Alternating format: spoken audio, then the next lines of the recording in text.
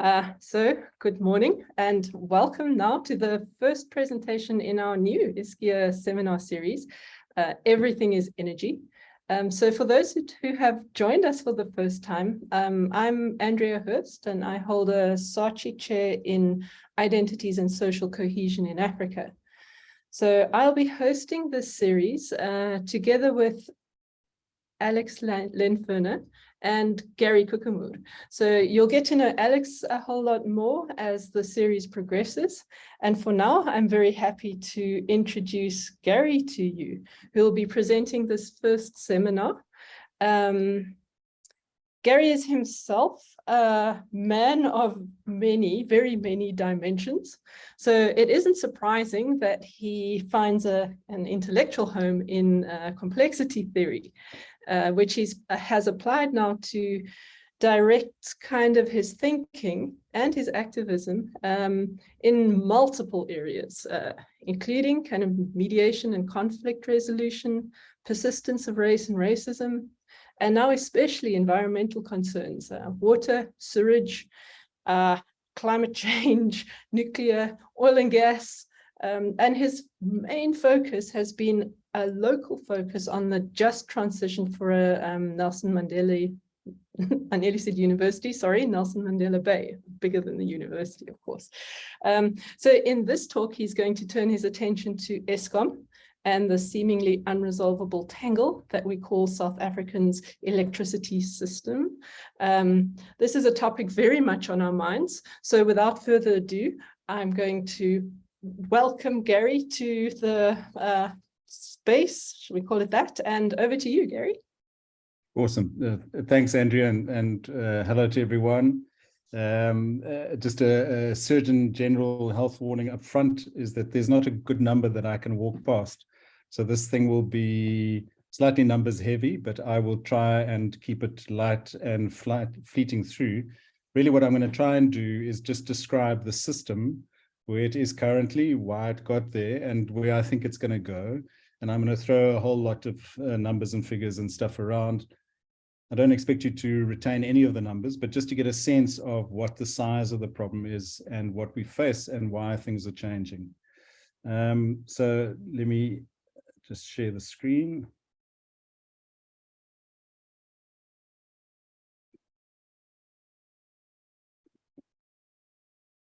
So I've entitled this South Africa's Complex Electricity System, what's sparking the flux, and clearly there's something happening. And you'll see in the opening, the background to this slide is a picture of Africa at night and a partial picture of Europe. And you'll see where electricity is distributed in the north and the south. And clearly there's not a lot of electricity that's taking place in Africa at night. And you can see where it's concentrated in South Africa.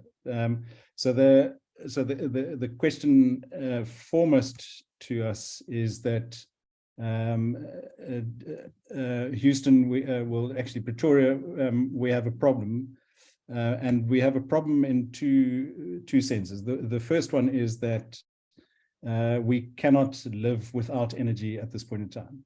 The isolated communities that can do that, so like a farmer or farming or rural communities that are managed to live with that.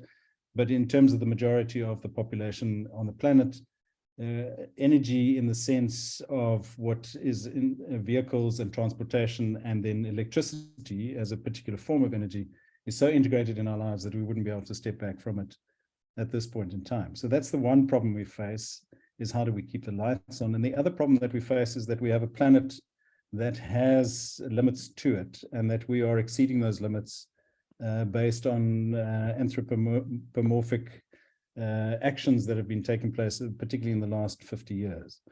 So globally, at this point in time, it seems that we're heading to a 2 to 4 degree increase in average temperature across the globe, and that is going to have fundamental change impact across the world for us. So how does electricity sit within those two questions? I'm going to now bring it back to South Africa. And obviously Eskom is the big factor. It's the world's worst polluting power company. And Mpumalanga, where the majority of the coal plants are located, is the world's largest air pollution hotspot. So we are number one in areas that we don't really want to be number one in. Eskom makes up 43% of South Africa's carbon in terms of the greenhouse gas emissions, and 25% if you draw the line at the Sahara. So 25% of what's happening in terms of carbon emissions is from South Africa. And per year, we're putting out 71 tons of particulates. So that's ash into the air, 804,000 tons of nitrogen oxide. And the key one, well, obviously for us in terms of the planet heating, is 206 million tons of CO2. And you'll have seen in the press that Kusile has just been granted a license to do more of this in the interest of trying to break the load shedding thing.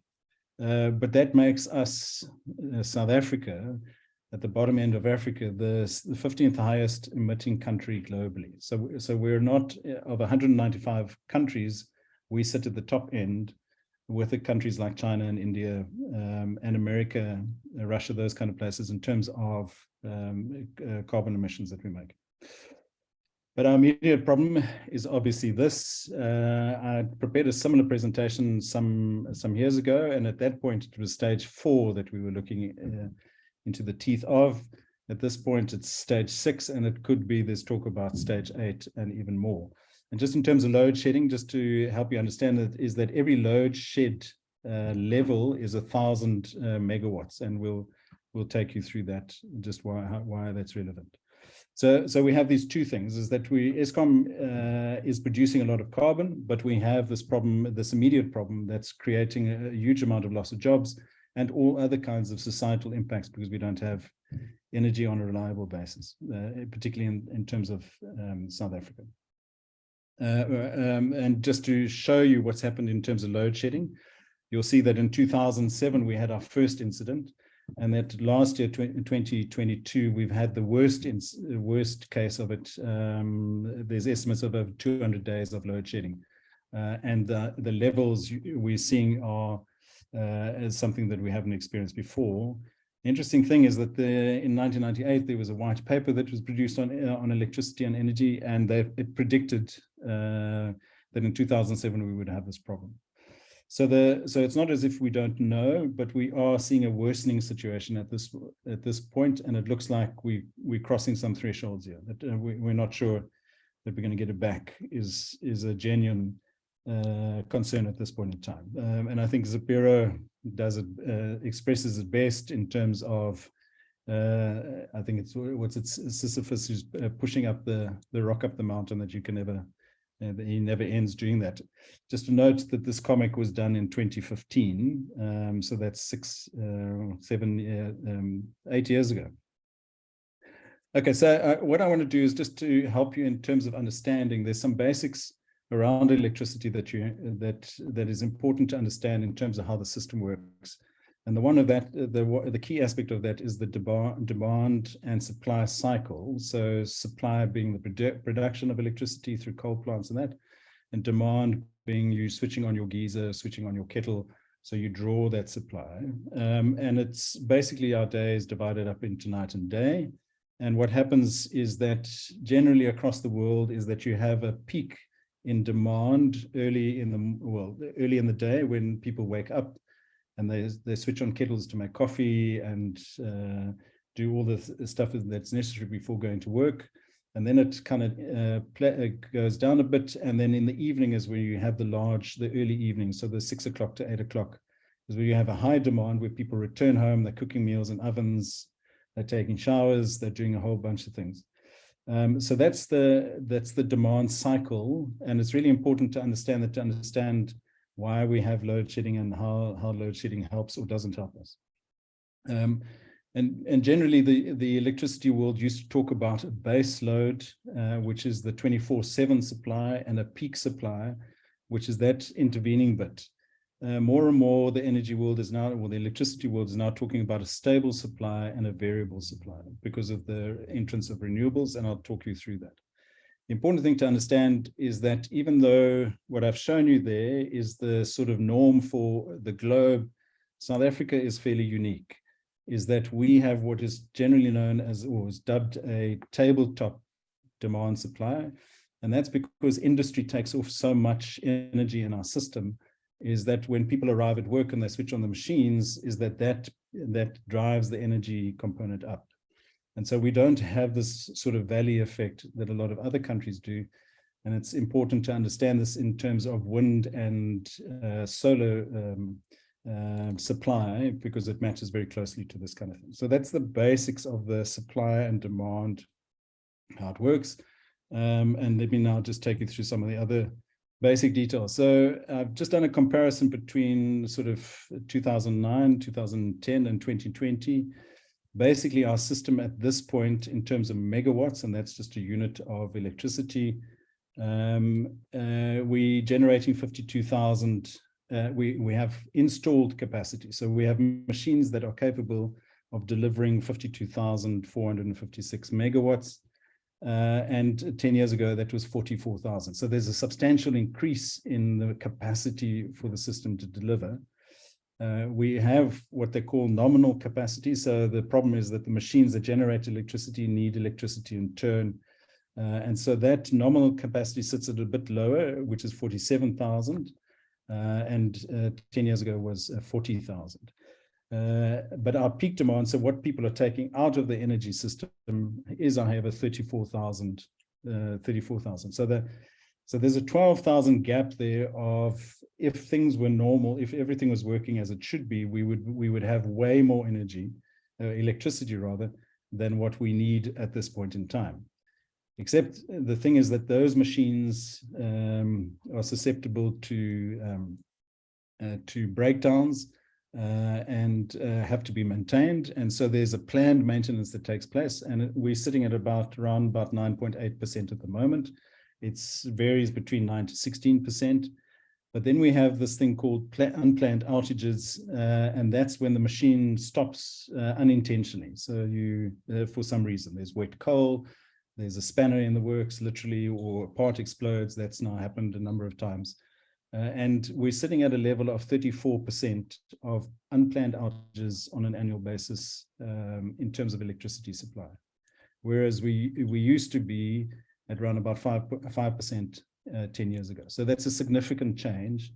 And that the key figure in terms of understanding everything is what they call the EAF, the energy availability factor.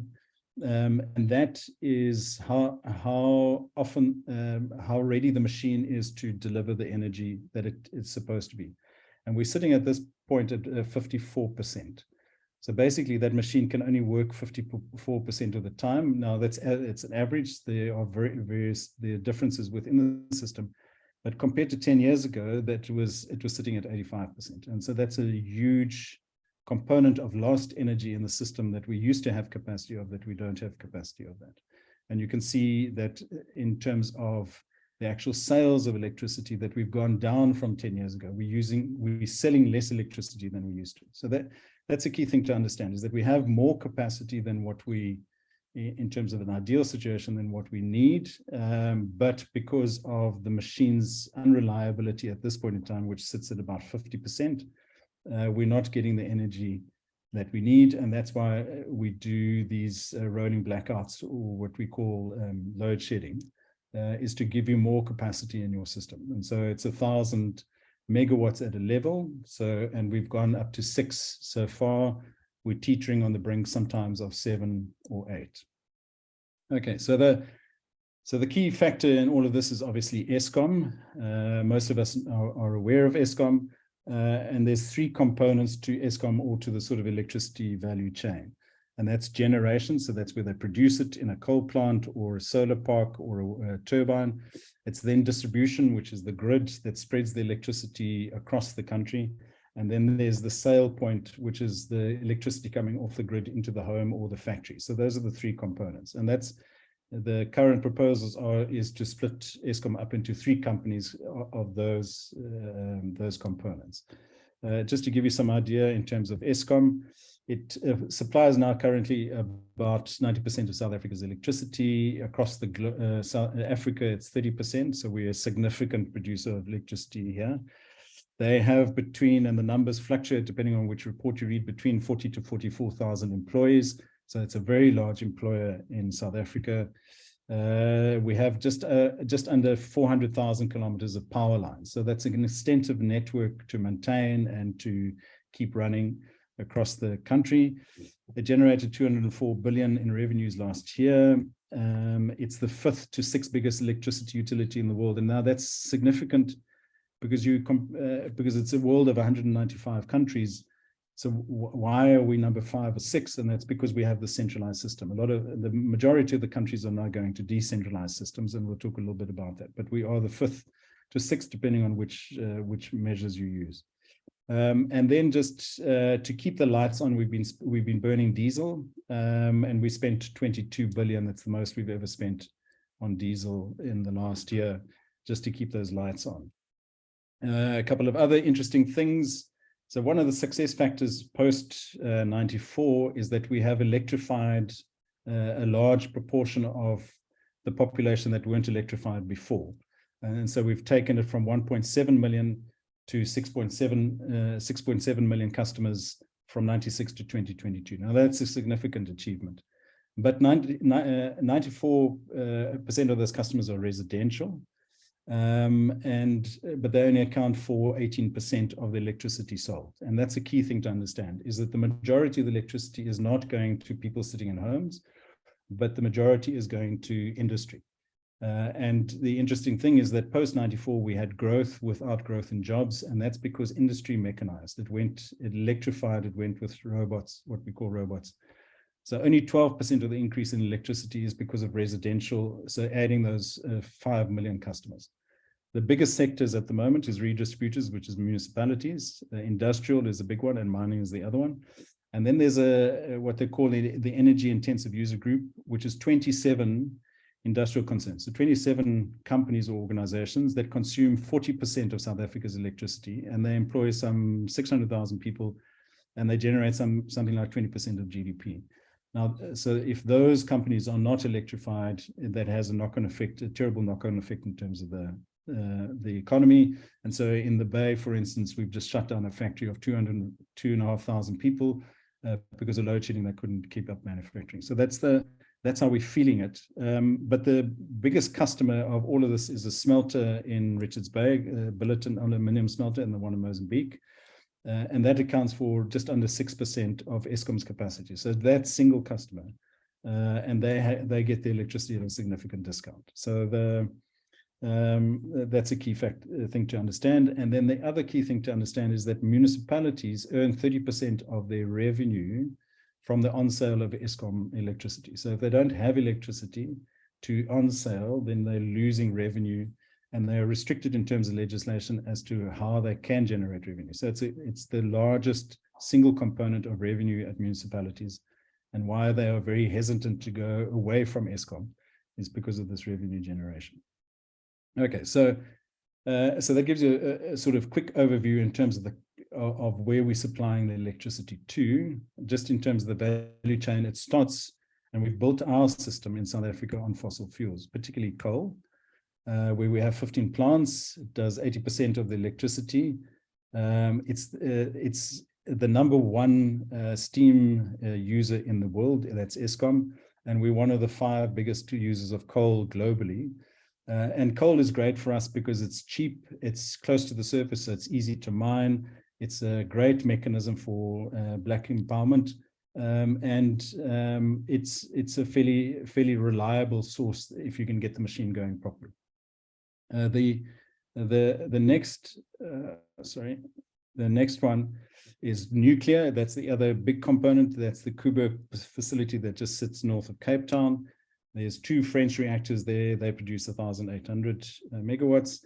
And Eskom claims that it's the cheapest energy in its system, but that's an accounting thing because they haven't included decommissioning costs and dealing with high-level waste. So there's an accounting play there.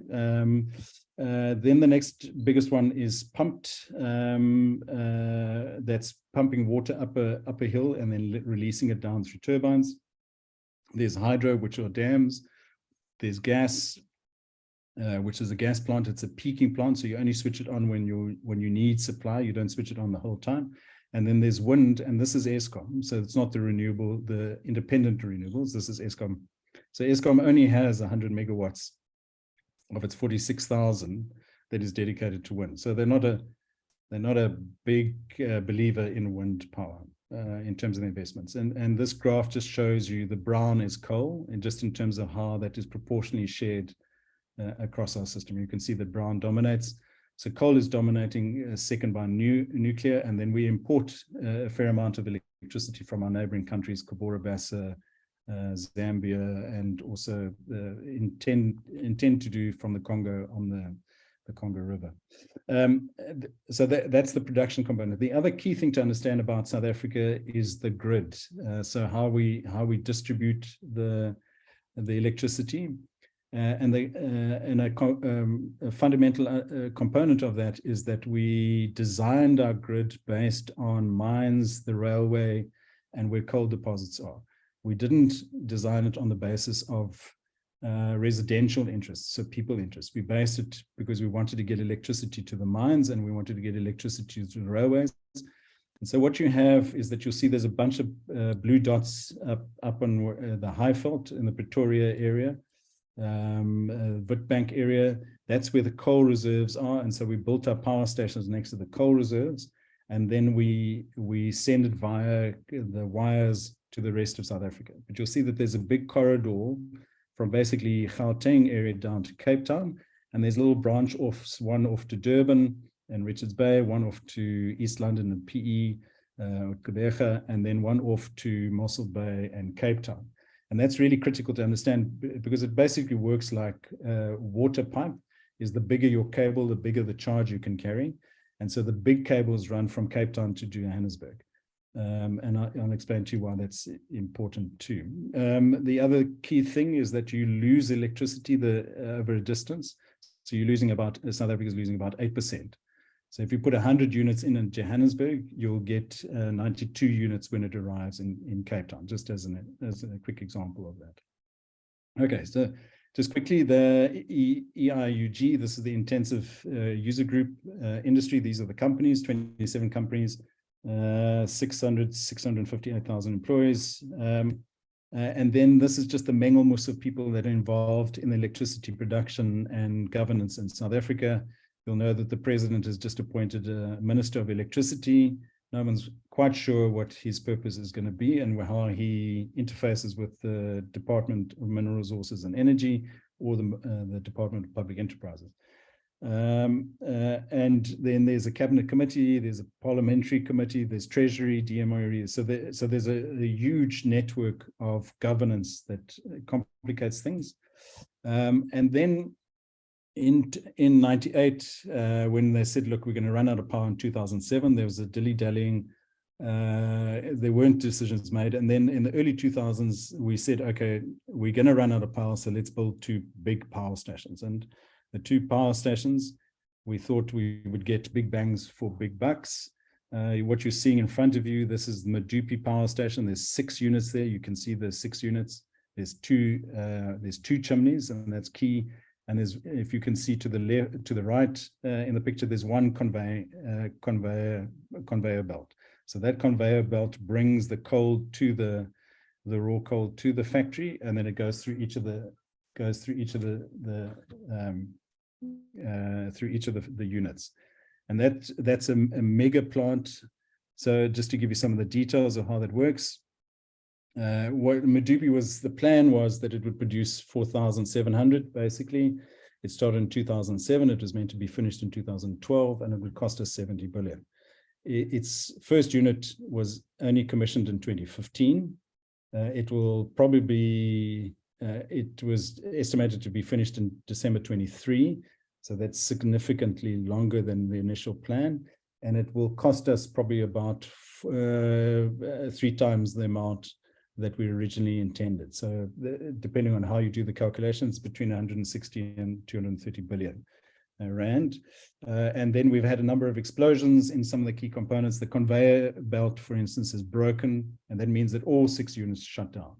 So there's some design issues there. And then Kusile is pretty much the same thing. We started 2008. It's still not finished. It's going to cost us between 170 to 206 billion. So So the key thing, and it's important to understand, is that we said that we resolve our energy crisis by building these two massive plants, what they call a mega project. And we thought that that would get us out of the stick. What it's actually done is it's complicated it further for us. It's made it worse. It hasn't made it better because we haven't been able to build these things on time and we can't get them to work. So rather than building 6 little plants, we've built one big plant with 6 plants all integrated. So obviously we know now that coal is not a great thing. It's a fossil fuel. It has to stay in the ground. We know that what we're pumping out into the air is killing people in the communities close by. We know that it is the biggest contributor of energy, of electricity across the world. And if we continue using it in the way that we're using it, we're going to head above the six degree pathway. So as 6 degrees is that's cataclysmic in terms of climate change for us. So clearly we have to do something. And what is it that we need to do? Just to help you understand some of the challenge, there's a difference between energy, which includes stuff that you put in your car, and electricity. And you see there that oil and coal and gas are the biggest energy sources for us currently in the terms of the system that we've designed. For electricity, it's coal and gas, and then nuclear and hydropower. And you can see that wind and solar play a very, very smaller role. And I've thrown some numbers in there at the bottom. I'm not going to go through those in detail, but you'll just see that we're producing 223 terawatt hours on an annual basis, whereas US is doing 4,000. And Germany is leading the way in terms of renewables. You'll see that they're at 39% at this point in time. There are other countries that are higher, but a lot of that is based on thermals, natural thermals that they have.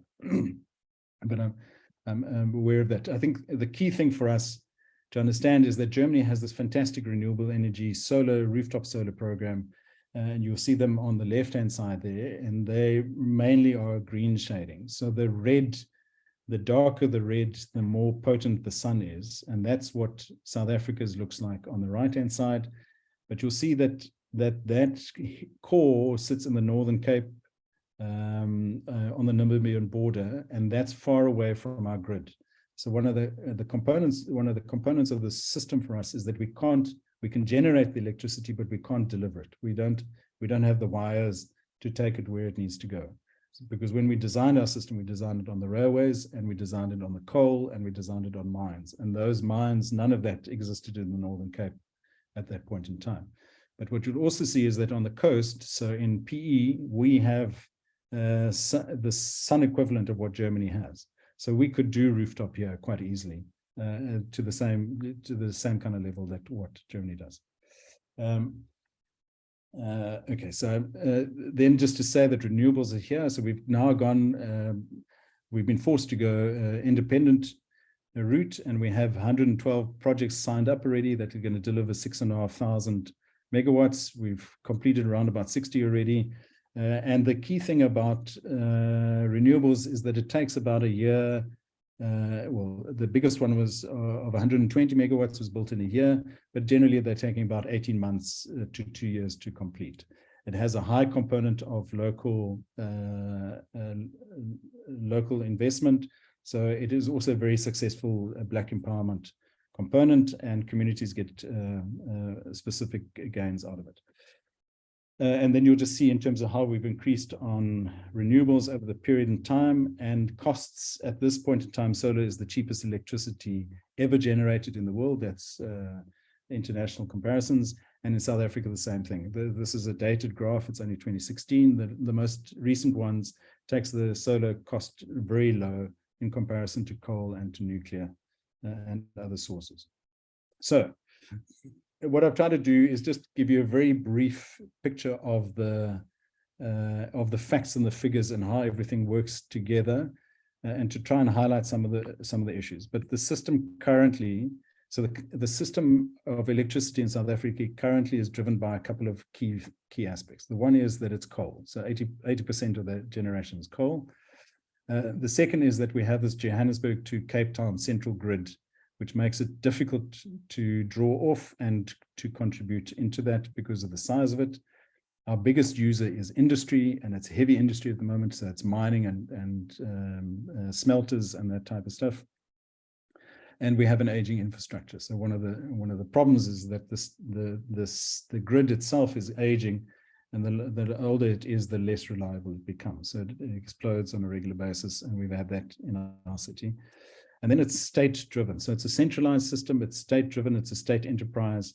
It does generate profit, but it's owned by the state, and it is governed by the state priorities.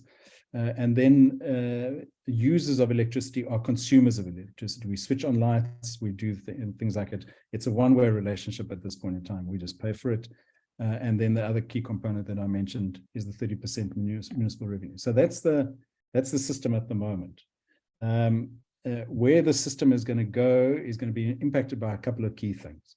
The first of which is climate change. And we're going to have hotter climates, so you're going to need more air conditioning, but you're not going to be able to produce as much. Electricity doesn't transmit in high temperatures as easily as it does in lower temperatures. So that's one of the key factors. Climate change is going to bring a lot of complexity in terms of water availability and how we run things. So that's the major influence. Then in South Africa, corruption is systemic. It's now, it is the system. It isn't an exception. It is the rule. But also just to say that globally, the big mega projects are corruption driven. Is that we're not unique in that sense, but we are unique in the sense that it's now endemic to our system. And then in 2024, we have the potential of the ANC dropping below 50%, whether that happens or not. If they do drop below 50%, who will partner them to get them above the 50%? Will it be the EFF, who has a very different understanding of energy? They want to keep the coal. They want to bring in Russian nuclear. They want to bring in gas. Will that change the way that we're shaping things? And then the obviously other thing is that the more we privatize stuff, the rich people can afford rooftop solar, poor people can't. So the inequality that already exists, we're the most unequal country in the world. We're going to just amplify that even further. And then geopolitics, obviously Ukrainian situation and the gas that Russia has been supplying to Europe is no longer there. And initially what has happened is that it has increased coal, but that has now bottomed out. And what is happening is that there's a faster change over to renewables. And that impacts us greatly.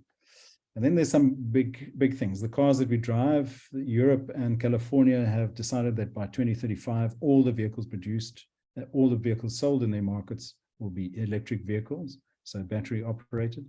The EU has now implemented a thing called a carbon border adjustment mechanism, which is basically a carbon tax, so that if you produce goods that aren't produced via renewable energy, that you pay an extra amount. And so for South Africa to compete in the European market, we're going to face that problem because we have coal as our main supply. So we're going to have to change things. So a lot of companies are looking to have their own supply, and there's some complexities around that.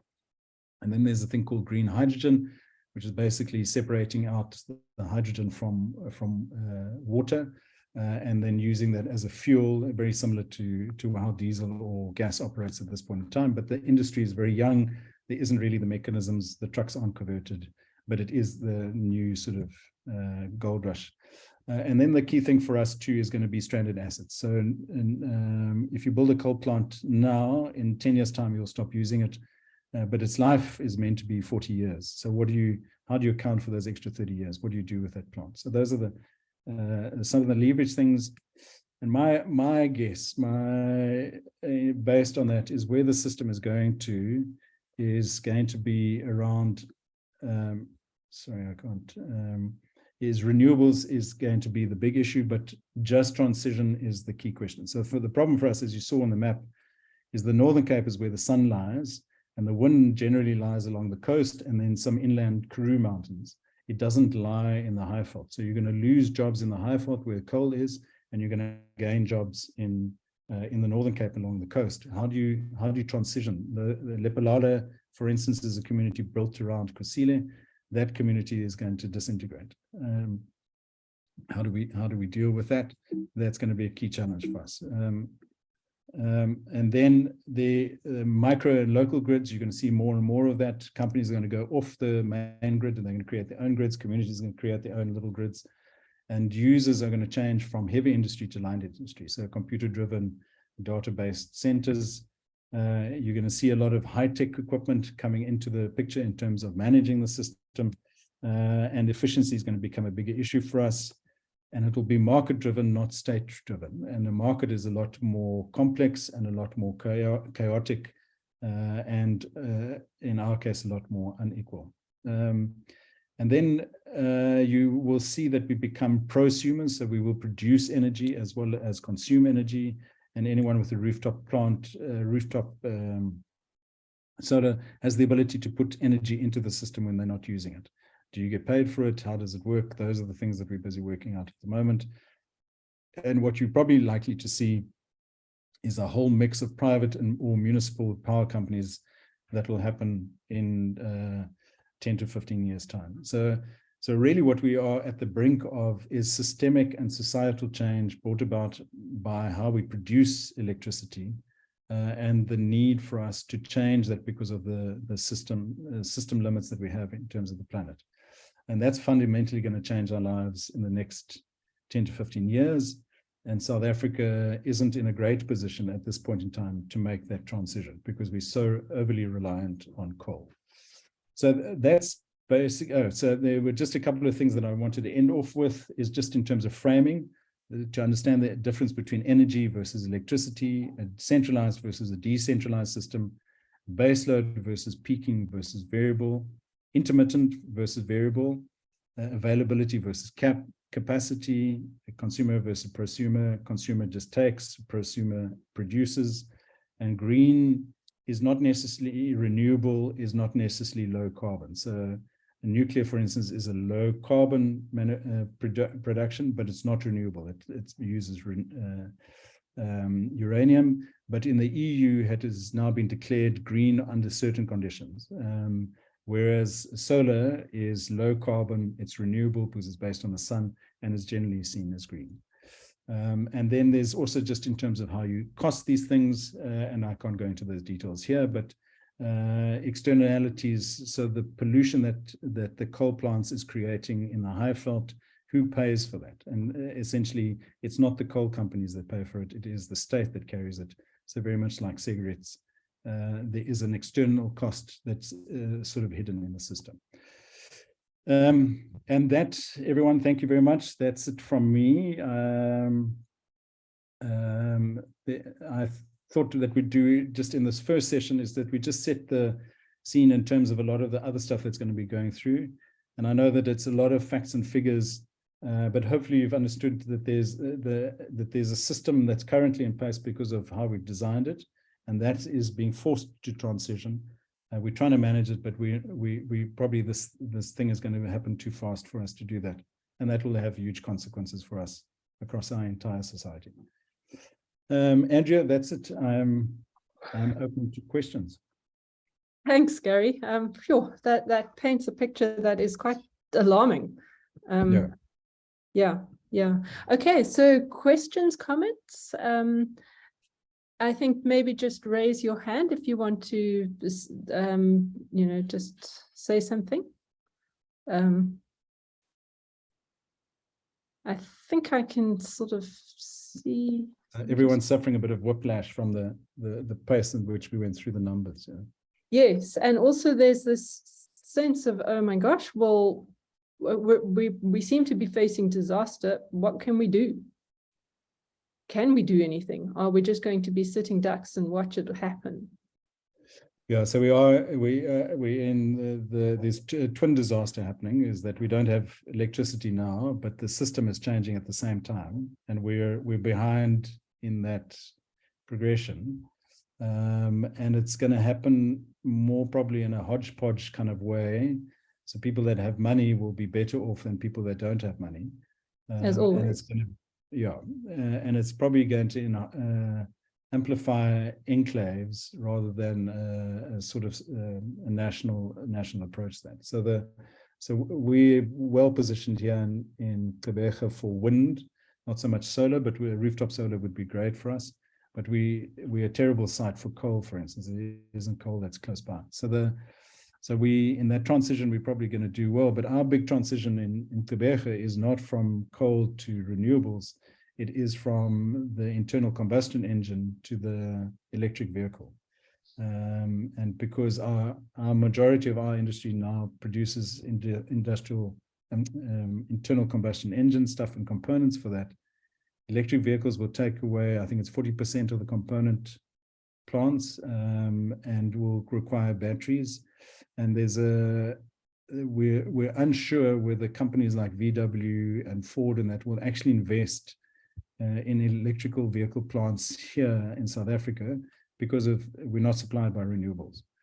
So that's one of the components. So VW, for instance, is 0.8% of VW's global production. So it's a very easy accounting decision to move it to Morocco or to Spain or to Mexico, which is closer to your consumer and more reliable in terms of power and labor and a bunch of other things. So that's a transition that's going to happen in the next 10, 15 years. And our government is a bit slow at this point in time in terms of assuring the market. And so the governments that are fast uptake on this, so Morocco and Egypt are playing big games in this, Turkey, Mexico. It'll be easy to go and set up a factory there. And if that happens for our city will collapse because the majority of our industry is focused on the automotive industry, and it will have a major impact across South Africa. So BMW, Toyota, the other places. So that it's not a pretty picture at this point in time.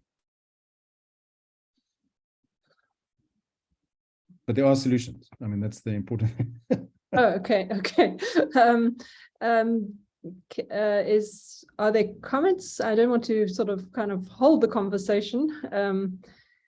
So if anybody has a kind of thought on this, Alex, oh, good to see you. You have, okay, yes, let's introduce Alex. Yeah. Can you hear me okay? Sorry, because of load shedding, I had to move somewhere, but hopefully this sounds okay. Yes. Okay, great.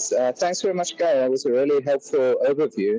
I was wondering if you could maybe speak to this question of municipal revenue generation loss and how you deal with that as we make this transition, possibly with more households producing solar and businesses and so on, in terms of energy, equity, and those sorts of concerns. Thanks. Yeah, sure, Alex, no problem. So one of the things I mentioned, which Alex has referred to now, is that, so I'll use Nelson Mandela Bay as an example, is 30% of our revenue comes from the on-sale of electricity that we get from Eskom. So basically what happens is that Eskom delivers electricity to the boundary of the city, and then the city takes over that electricity through its own grid, which it maintains.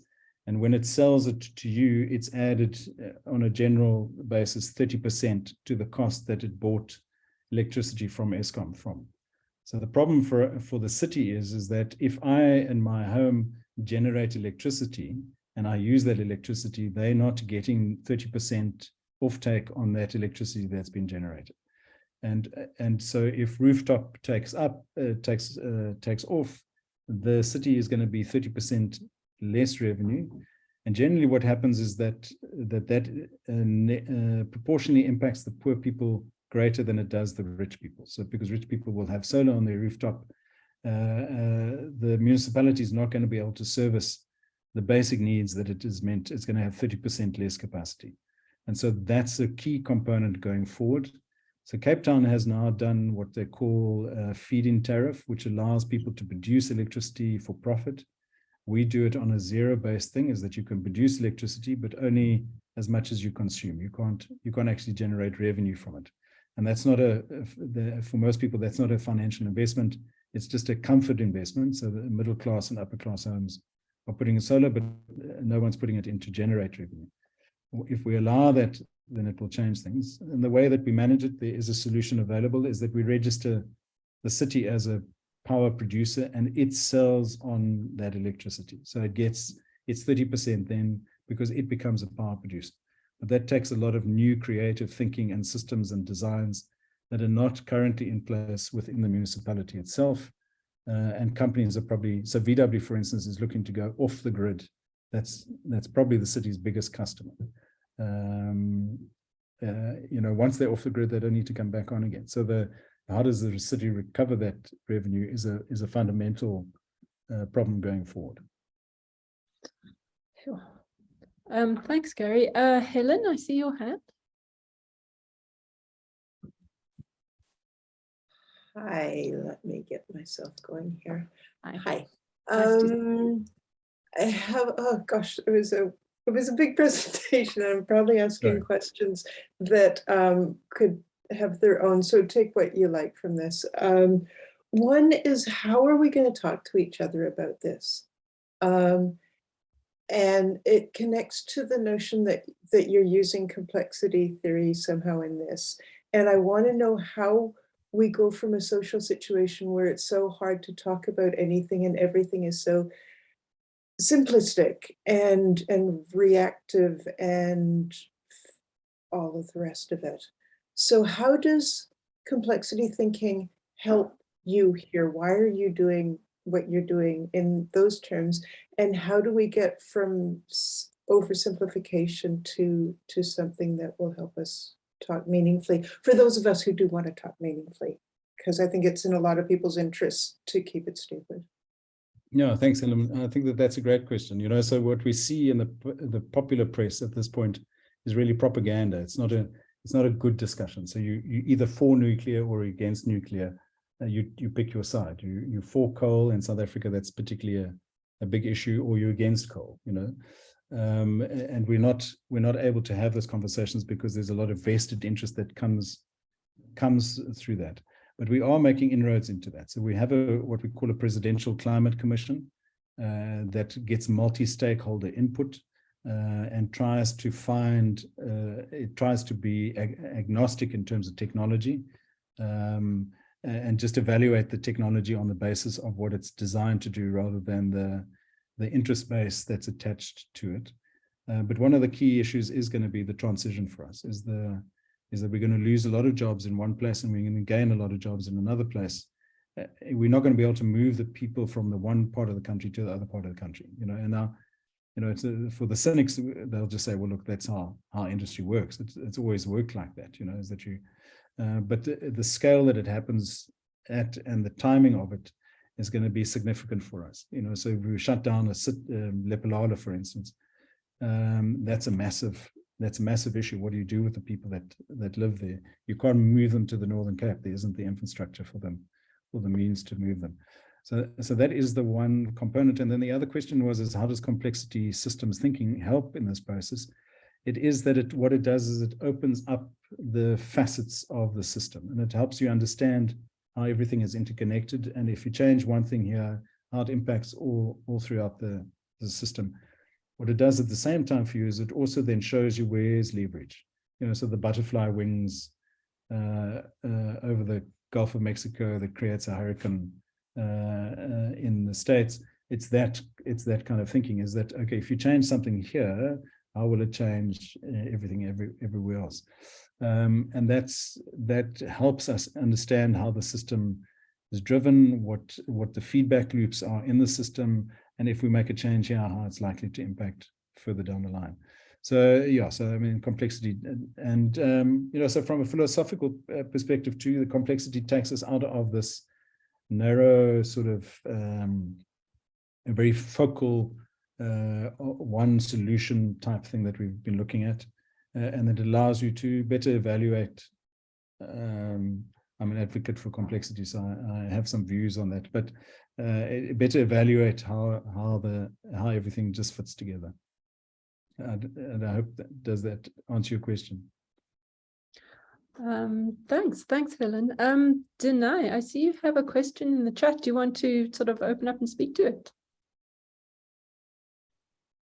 Yeah, I had put it in the chat just because it's a bit noisy here, but yeah, I think one of the things that you mentioned, Andrew, is it's quite overwhelming, listening to all of this information and thinking about it from my perspective, coming from Zimbabwe and seeing how things, deteriorated over time. And we're now in a situation where you have maybe an hour or two of electricity versus an hour or two of electricity being switched off. And so in thinking about, some of the solutions that you mentioned, Gary said, okay, there are solutions. How do we get to starting to actually implement those solutions so that, the country is not heading down the same trajectory as we have seen? Because once upon a time in Zim, there was a load shedding schedule where we knew from 3 o'clock to 5 o'clock, the power was going off. And now it's like, okay, maybe there'll be power at 3 o'clock in the afternoon for an hour or two. And so how do we just get to a point where we're not sitting back and just accepting that this is our, it's inevitable that it's going to get really bad, but like there are solutions and we can implement them. So how do we start moving towards implementing those solutions? I hope that question makes sense. Yeah, absolutely, Dana. Thank you very much. And I think the seminar series would unpack a lot of that, the sort of social impacts and opportunities. One of the things I think that we'll look at is Janet Cherry's project that she's running in KwaZulu. So what Rooftop gives you the potential of doing, if you have a feed-in tariff, is that a community can come together, put panels on their roofs, and they can actually generate income, which they sell into the city system. So they can actually generate. So instead of being forced to steal from the grid, they can actually generate, as long as you can have. But community based projects are tough. It's tough to get a community together. It's tough to keep the assets there. So those are the kind of solutions that we need to be looking towards. Unfortunately, where a lot of it will go at this point in time is where money lies and where investment lies. The nature of renewables is that it's a decentralized system and small scale. So your wind farm is typically 100 megawatts. A solar park is 120 to 150, whereas the coal is 4,000. So the Medupi, the vested interests around Medupi are far greater because you have all of this concentrated power and then vested interest, concentrated vested interest that come from it. Whereas with the decentralized system, you still have vested interest in it, but it's not at the same kind of scale, and it's spread a lot wider. So we have 112 projects. And there's probably about 5 to 6 different companies or stakeholder groups attached to each of those. There is some consolidation that's happening again, which is how the capitalist system works.